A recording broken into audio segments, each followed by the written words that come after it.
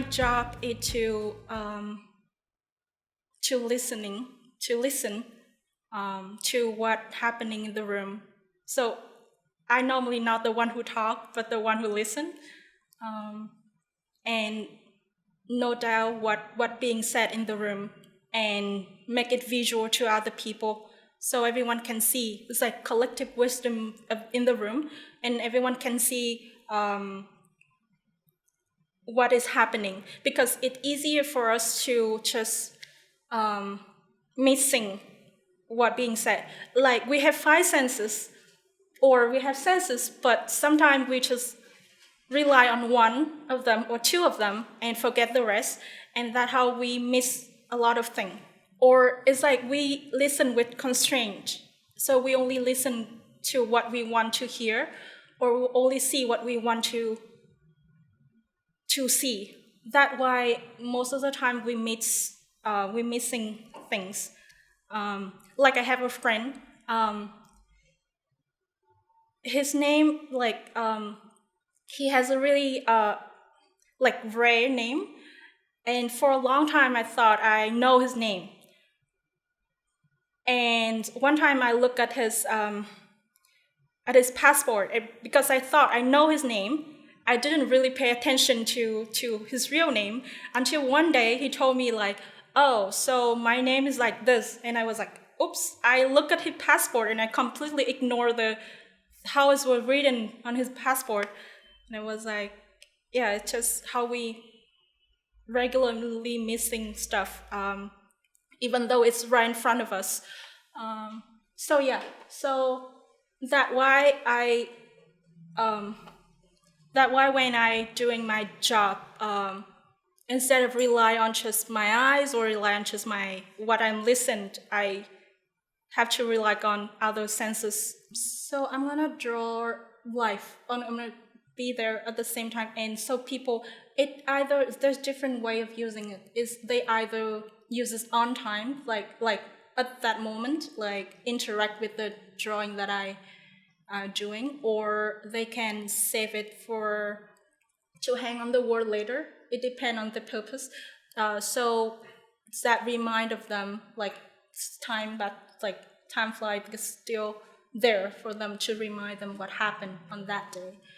Or it could be just to take a photo and save it for later. I've been always like drawing when I'm listening, because I listen deeper when actually doing something with my hand. So it helped me learn, and then I found out about sketchnoting and graphic recording, and then I just there's a courses. So I applied to a course in Shanghai, and I expand more a network of people who are doing the same thing, and being open to possibilities. It means like being accepting, and you not judge. We don't judge, or not being judgmental. Yeah, so that why not being judgmental is like you observe, you see thing, or I observe, I see thing, and then I question myself if what I see is true, what I see is reality, or it's like I have experience when in a group of people who see things differently, and then collectively we see the whole thing. That's why I need to keep myself open, as open as possible. And instead of making statement, I tend to making questions about my observation.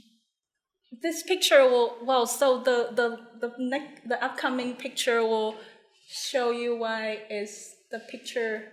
This is the one that I drew, that we inspired each other. So what I learned is that we are social animals, which is, even though sometimes we prefer to be alone,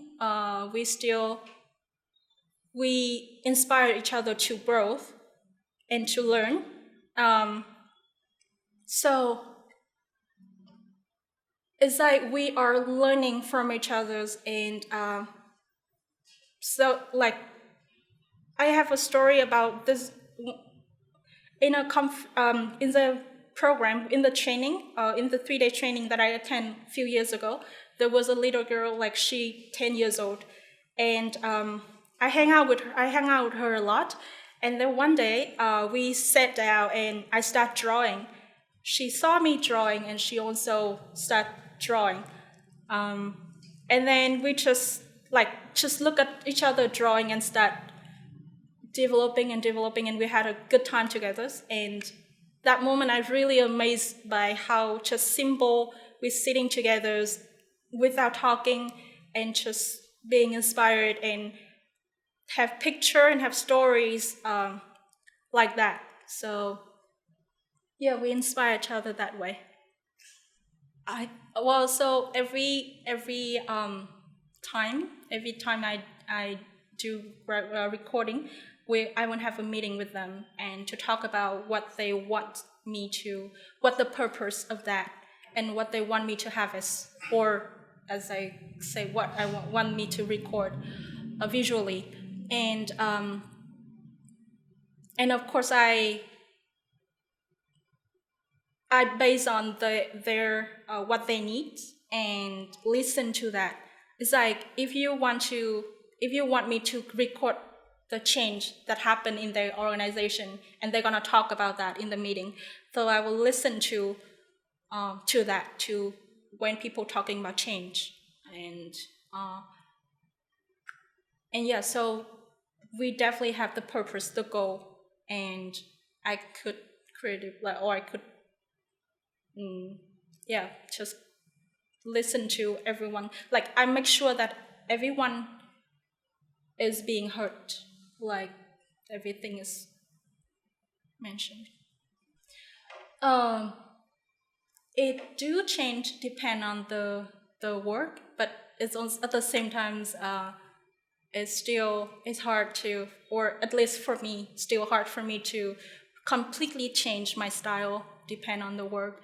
But I do try, and this is the formula that I came up with, because I value creativity and growth, and somehow I figure it out. It's like they all connected. Like when you're curious, when you observe, when you make questions, you being open for creativities, you being open for all the fun thing that possible, all the learning that possible. And then when you're open, you started recognize that you become different, and you growth. And then when you growing, you question different thing, like the same thing differently, and creativity happen. So yeah, creativity is when we inspire each other's, and curiosity is when you start questioning, and growth is when you realize that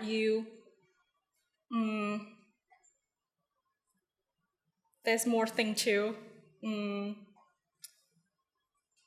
discover, to explore. That's the word, yeah. But this poem is from Jeff Bridges, and it's about making ordinary become alive. I have two nieces. One is 4 and one is 2, and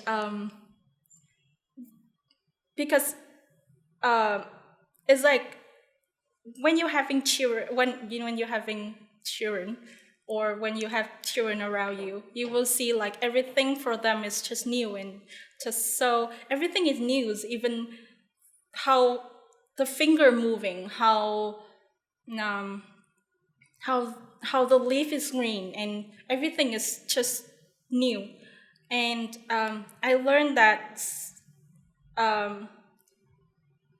from my niece, that if I see everything and instead of accept what it is, see it with like, like for example, the spoon. It's like instead of what is a spoon for? We all take it for granted that spoon to eat, or we use spoon to eat or anything, but we can use spoon for different thing. And children is really creative with that. Like they can use spoon to hit others, for example. uh, it's not nice, but so yeah, so like there's no I feels like there's no extraordinary thing. It's just it's just ordinary thing that we make it extraordinary. Like if you see the rain and you think and instead of being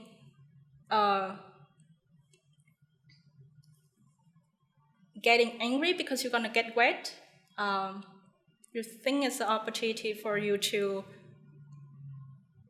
play with water, for example, or bath, or just I don't know, find joy in your daily life, in your ordinary life. Yeah, that what I learned from being with my nieces, like taking everything ordinary, extraordinary, and so yeah, when I started to think about the topic of wonder, and I've been going around asking people, so what do you think about wonder? And some of my friend was like, wonder is like enjoy the unknown, and like, oh, I wonder. It's like you enjoy the stage of being wonder instead of looking for an answer. So enjoy the state of unknown, and because wonder have two meaning, the wonder and to wonder. So yeah, it's like whichever way, it still have the I don't know